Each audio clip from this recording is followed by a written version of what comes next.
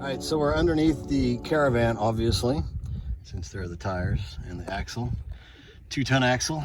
The guy that I bought it from said it's the heaviest, largest single axle caravan that you can buy. But here's one of the original water tanks, which has a nice little drain spigot. But then that's a 60 liter, and this is a 90 liter that he added.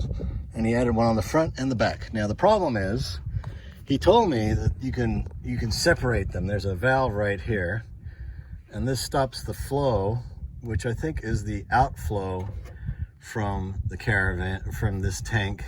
So it allows you to kind of cross feed them between the front and the back. That one there under the shroud is the rear installed tank that came with the caravan, and then there's another one beyond it. So 300 liters, I really don't need that much while we're driving. I'd rather just have the two original factory installed. But the problem is, this is the feed pipe that comes in from the side of the caravan, and it splits here, and there's no way to turn it off to go into this second new tank. So they both fill up together, which I don't want. While we're driving and just transitioning between campgrounds and putting some miles on, I want to be able to just fill up the main tanks either side of the axle so the weight's nice and balanced, and maybe even just go with one and figure out which is the best. And I don't want it filling up these big tanks because that's putting way too much weight on the front and back and making the thing inherently unstable. So I went to Bunnings, which is the Home Depot of Australia, and got one of these. It's a little irrigation valve, which allows me to switch off this one right here, going to the large tank, and then it'll fill up this one to the main tank. All right, so I did it on the back. If you can see it, it's already installed. That little green one right there, that's the drain for the original tank. And the new tanks don't have drains either, which is kind of annoying. So that's the next job. But anyway, all right, gonna install. All right, so I cut off a piece of the pipe. It's got a metal band in, so this pipe doesn't expand at all. These valves are made with these giant, well, they used to have giant lips on them. That would, a thinner, more flexible pipe would slide over, and then the sharp edge would hold it in place, and then of course you put a ring clamp on. But these pipes don't do that, so I trimmed it down with my handy dandy all-in-one tool from Aldi that's got a really sharp saw that's amazing. And my assistant showed up, and he's been helping me, so we're gonna install this now. All right, we're here underneath the caravan. I cut the pipe. I cut out a small piece to fit the valve, and now we're going to install it. But first, we're gonna put on our clamps. Well, you know what? It's really tight. So what I did was I brought my handy dandy thermos. So now I'm soaking the pipe in my boiling hot water thermos right next to my kid's face. Oh, hey kid, why don't you move back a little bit? And watch out for those sharp screws that you saw hanging down that probably hold this thing together. Nails. Oh, those are screws. They probably hold the wall of the caravan to the floor, the frame. This is the frame, a nice little box frame. But there's some nails here. And your face is right by the splash zone of the boiling hot water again. Thank you. All right, so now we heated up the pipe. We'll try and, it's looser.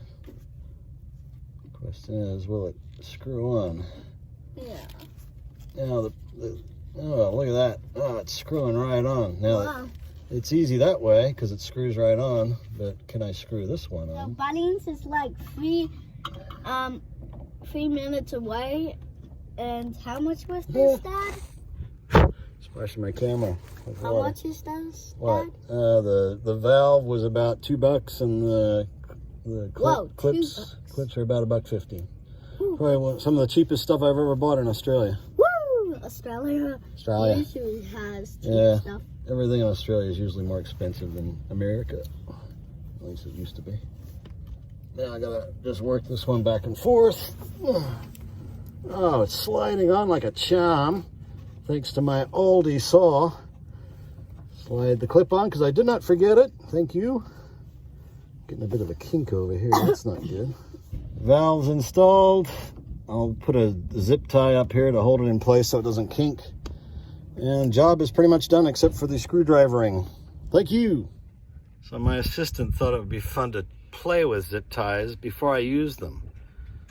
Now I think I can fix it, but gee whiz. My assistant has returned to render assistance in undoing the zip ties that are not reversible, except if you stick a knife in there and bend that little tab, and then you get them back. Thanks for an extra step. Sorry. All right, so I just tried turning this with a screwdriver and it's just loosening right up. So let's see how much water's in here. We filled it up at Ian's place. Oh, quite a bit.